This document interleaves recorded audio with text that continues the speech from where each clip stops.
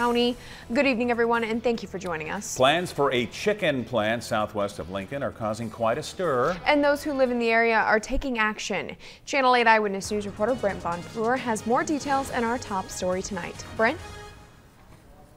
Rod and Megan, the Lancaster County Planning Commission unanimously approved a special permit for the operation, which could bring upwards of 100,000 chickens to the area. Now, residents are banding together with the hope that they can stop the facility in its tracks. The letter was dated June 6th. And Kurt McConnell lives near Southwest 128th in Saltillo. At first, he didn't think much of the notice he got in the mail about a commercial feedlot coming to the field behind his home. He thought it might be for a few dozen cows, but it's not. That actually it's for this huge chicken barn, chicken factory, and that immediately threw us into panic mode. That factory, a proposed 4-barn facility serving as a supplier for the Costco processing plant in Fremont, would be built about a quarter mile from his front door. We'll be smelling this all summer long, anytime we want to have the windows open, which I'm afraid we're not going to be able to do anymore.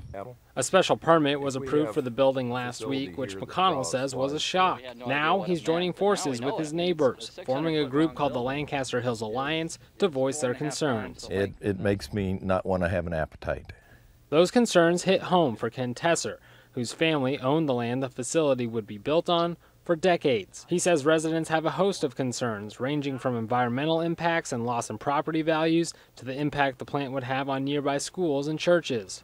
So there's far-reaching effects that aren't exactly obvious. Sure. And so, you know, the best thing that could happen is if it gets denied. While the area may look remote, around 70 families live in the immediate vicinity, with several new developments coming to the area. The barns would be around 500 feet long, totaling about the same size as 2 football fields. Airborne fecal matter. I don't know how to say it delicately. There's airborne fecal matter that's just going to inundate us like a brown snowstorm. I'm not happy about that prospect either.